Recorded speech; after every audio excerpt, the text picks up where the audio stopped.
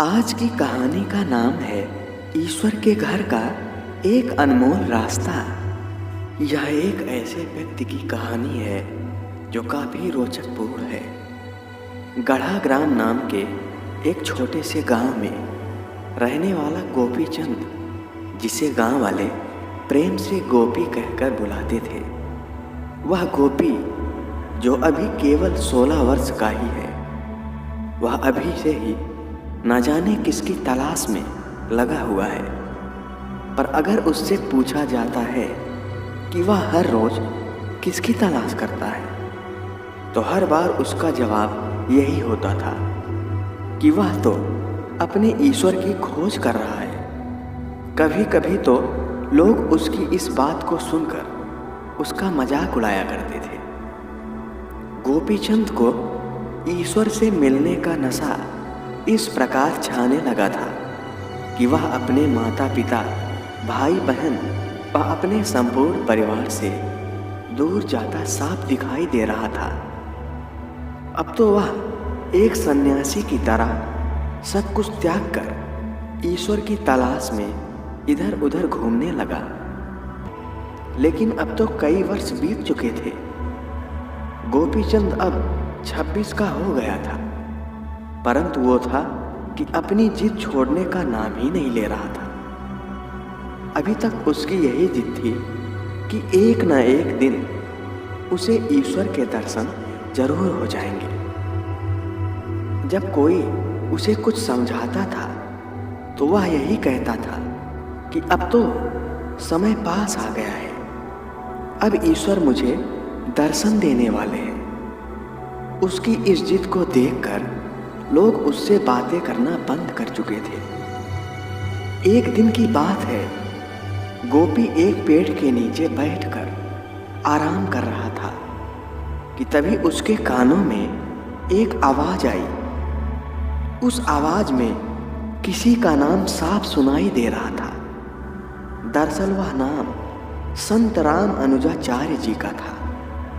इस नाम को सुनते ही गोपीचंद तुरंत उस आवाज की ओर देखता है तो पाता है कि दो आदमी, जिनके बदन पर गेरू रंग का गमछा है और धोती पहने हुए हैं, उन्हें देखने के बाद कोई भी यह आसानी से जान सकता था कि ये दोनों आदमी किसी महात्मा के ही शिष्य हैं, जो बड़ी तेजी से अपने गुरुदेव की सेवा के लिए आश्रम की ओर जा रहे हैं।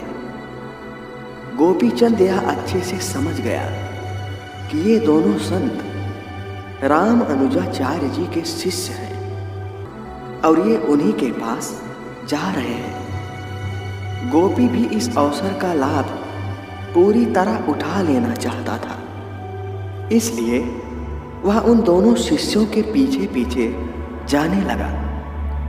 थोड़ी देर बाद वह उस आश्रम तक पहुंच गया।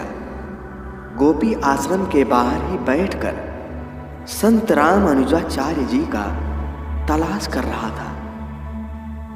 काफी समय व्यतीत हो जाने के बाद आश्रम के सभी शिष्य एकत्रित होकर अपने गुरुदेव के पास आ गए। गोपी भी वहां से उठकर थोड़ी दूरी पर बैठकर इन सारी घटनाओं को देखने लगा। तभी अचानक गुरुदेव जी ने कहा कि पुत्र गोपीचंद, तुम वहां इतना दूर छिपकर क्या देख रहे हो? गोपी भयभीत होकर खड़ा हो गया। वह सोचने लगा कि आखिर इन्हें मेरा नाम कैसे पता चला। गोपीचंद बिना देर किए गुरुदेव के पास गया और उन्हें प्रणाम करते हुए कहा कि हे महात्मा, आपको मेरा नाम कैसे पता चला? मैं तो अब तक आपसे मिला भी नहीं। तो गुरुदेव जी ने कहा कि मुझे तो ये भी पता है कि तुम यहाँ किस उद्देश्य से आए हो।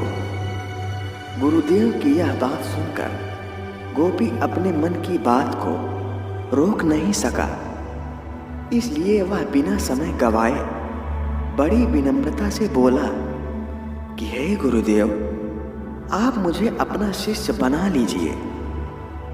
गोपी की बात सुनकर गुरुदेव जी ने मुस्कुराते हुए पूछा कि आखिर तुम मेरे शिष्य क्यों बनना चाहते हो? तो गोपी ने कहा कि हे गुरुदेव, मैं आपका शिष्य बनकर आपकी कृपा छाया में ईश्वर के दर्शन का सुख प्राप्त करना चाहता हूँ और उनके प्रेम का आनंद उठाते हुए उनकी भक्ति करना चाहता हूँ। तो गुरु जी ने कहा, अच्छा, तो तुम ईश्वर का दर्शन करके उनसे प्रीति करना चाहते हो। अच्छी बात है, परंतु तुम पहले मेरे कुछ प्रश्नों का उत्तर दो। यह बोलकर गुरु जी ने आगे कहा कि यह बताओ कि क्या तुम अपने घर के किसी भी सदस्य से प्रेम करते हो? गोपी ने अपना सिर हिलाते हुए कहा कि नहीं, मैं किसी से प्रेम नहीं करता। तब गुरु जी ने आगे कहा कि हे पुत्र, क्या तुम्हें अपने माता पिता और अपने भाई बहन पर प्रेम आता है? तो गोपी ने कहा कि हे गुरुदेव, मुझे किसी पर भी बिल्कुल भी प्रेम नहीं आता। आखिर प्रेम आएगा ही क्यों? आप तो जानते ही हैं कि ये संपूर्ण जगत सिर्फ माया जाल है। सारी चीजें झूठी हैं, तो फिर प्रेम किस पर आएगा? यह सुनकर गुरुदेव मुस्कुराने लगे और बोले कि हे पुत्र, तुम इतने दिनों से जिसे ढूंढ रहे हो वह मैं तुम्हें नहीं दे सकता, क्योंकि तुम्हारा और मेरा कोई मेल ही नहीं है। गुरुदेव के मुख से यह सुनकर गोपी जैसे वहीं जम गया। उसे बड़ा दुख हुआ और वो अब चुप था। थोड़ी देर बाद गोपी निराशा भरी आवाज में बोलना शुरू किया कि आज तक मैंने यही सुना है कि सारी दुनिया झूठी है। यह सब रिश्ते नाते सिर्फ एक नाटक है। वास्तव में यह एक माया जाल है। यदि कुछ सत्य है तो वह है सिर्फ ईश्वर। इसलिए तो मैं किसी से प्रेम नहीं किया।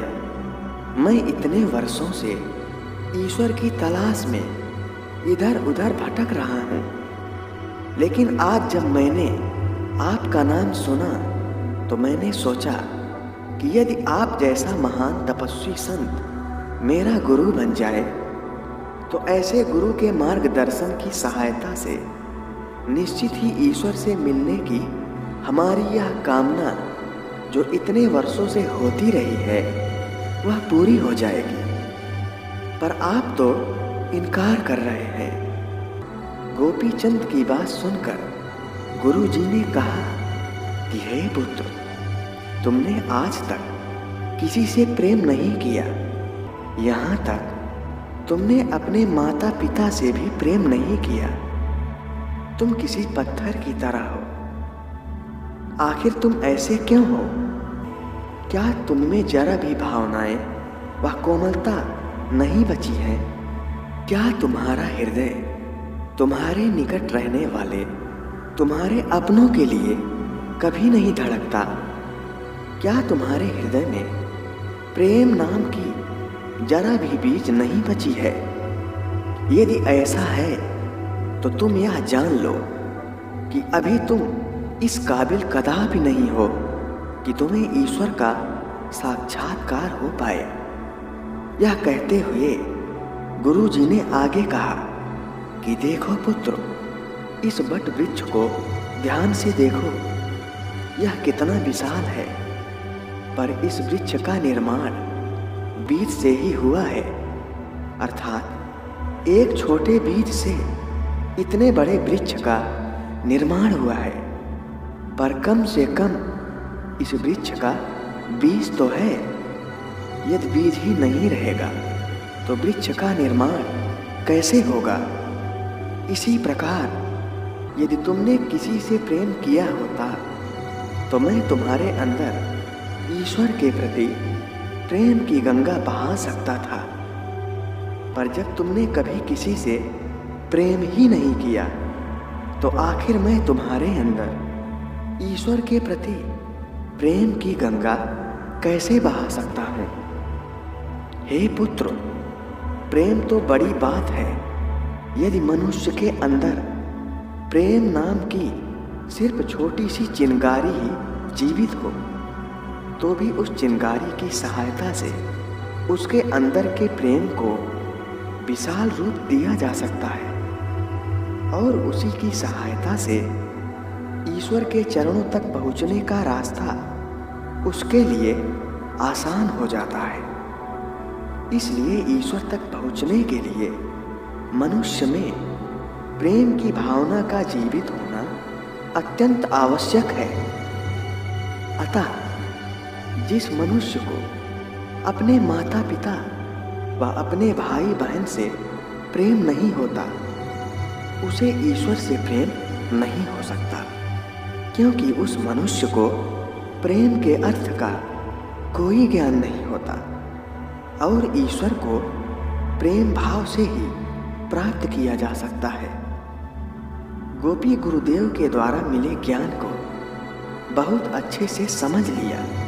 अतः गोपी चंद अब अपने इस पुरानी प्रवृत्ति का त्याग करके ईश्वर को प्राप्त करने के उद्देश्य से अपने गुरुदेव के निर्देशों पर पूरा मन लगाकर कार्य करना प्रारंभ कर दिया और 8 वर्षों के बाद आखिर उसका ईश्वर से साक्षात्कार हो ही गया। आशा करता हूँ कि आपको हमारा यह वीडियो पसंद आया होगा।